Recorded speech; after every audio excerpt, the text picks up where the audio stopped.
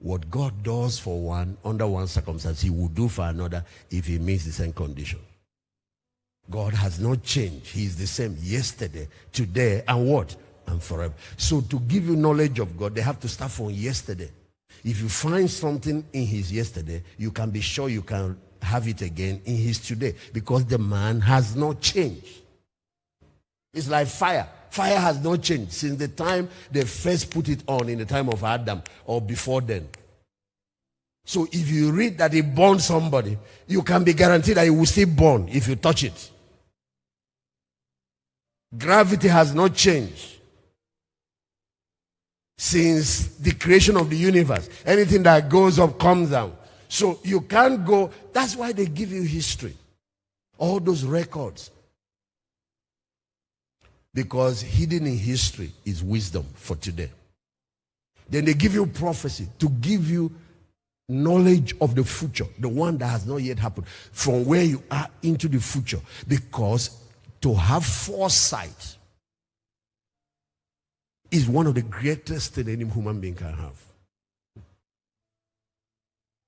Then they give you precepts, which are instruction for daily living. These are the three things you find in the Bible.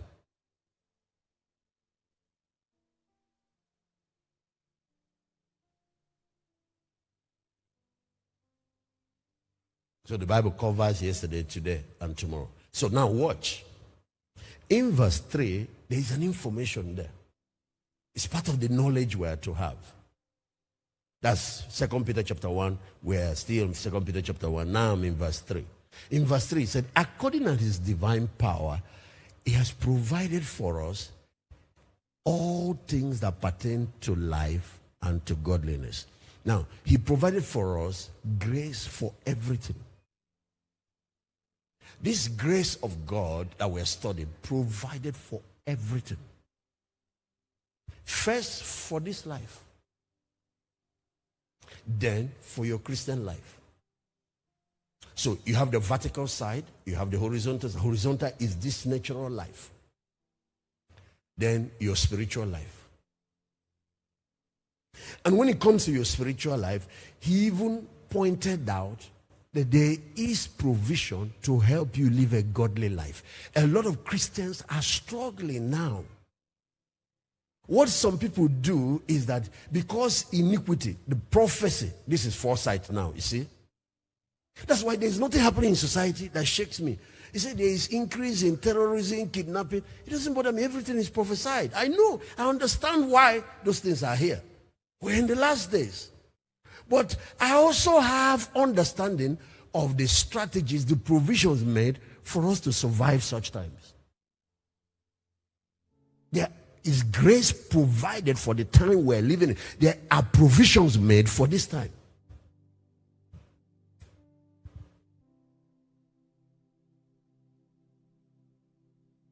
So what do? I tap into that. So I live in a time, perilous time, like it's not perilous time. I see the effect on people, but I'm protected from the effects.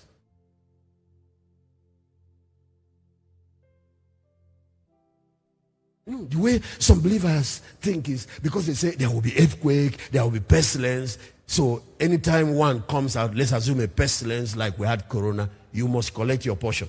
It's not my portion. These are the things that will be happening in the last days, but there are provisions to keep us safe. There is grace for every need.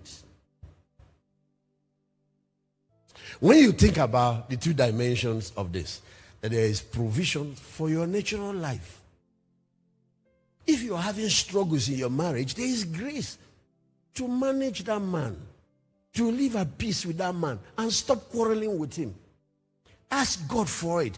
Give me grace to understand my husband. Give me grace to live happily with him. Stop telling God to change him. Ask for the grace. Because what grace does is that it brings divine enablement. It lifts you to the next level. Those issues that are driving you crazy vanishes. Grace does not mean always that God has changed the circumstance. God can change me, change my life, change my circumstance. But it doesn't mean that God must change Nigeria for me to be prosperous. It doesn't mean Buhari must go before I can make my millions. No, it means I succeed in spite of whatever is going on. Remove him, bring another government that is better, I still succeed. Bring the one that is worse, I still succeed.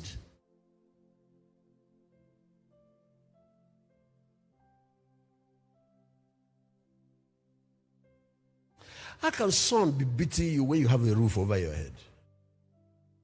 How can rain be falling on you when you have a roof over your head?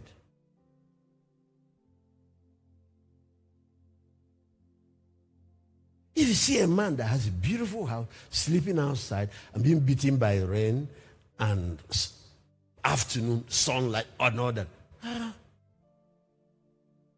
in the afternoon you might say, okay, he's walking outside, he has some. The night comes, he's there, rain fall on him, mosquito.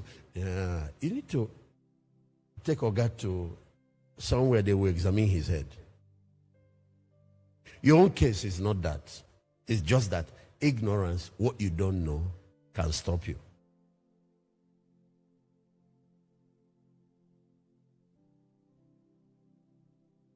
This grace that has increasing potential covers every side of life. And when it comes to your Christian life, we are called to live a life of moral excellence. Look at it. According as his divine power has given to us all things that pertain to life and what? Godliness. We are called to live godly through the knowledge of him that has called us to glory and to what? Do you know what virtue is?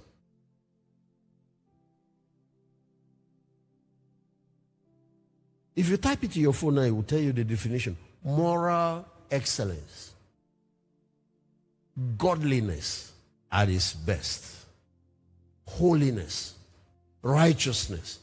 Virtue. All of those wonderful qualities you find in Jesus is what is called moral virtue. When the Bible talks about the fruit of the Spirit is love, peace, joy, gentleness, patience, humility. It's talking about moral excellence. So like in the book of Proverbs chapter 1, the Bible talks about a virtuous woman is a woman with moral excellence. A woman of character. A woman of virtue. So a virtuous woman is different from an immoral woman. You call her a woman of no virtues. She jumps around from men to men. We are called to moral excellence. We are called to live like Jesus.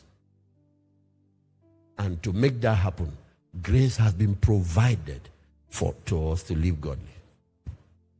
And grace has been provided to us for our natural life. There is grace for your career. There is grace for finance. And grace is divine enablement. Grace is also God's unmerited favor. But don't forget that it's divine enablement. It's supernatural enablement.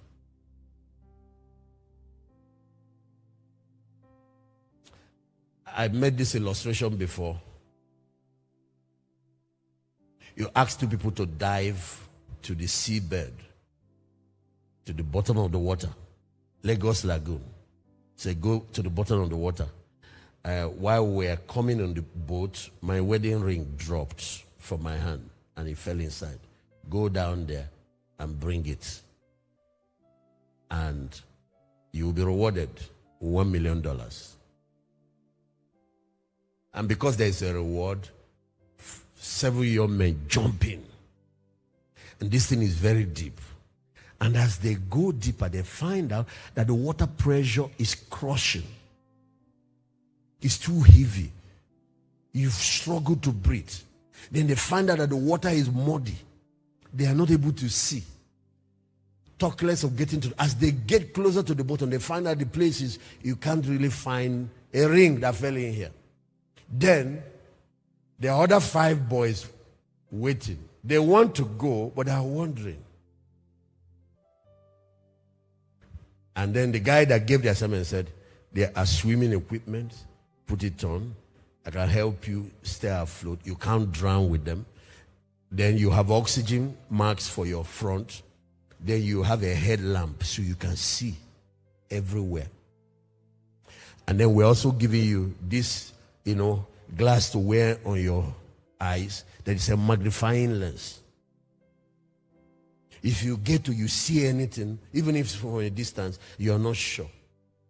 Turn on the magnifying lens. It will amplify so that you know.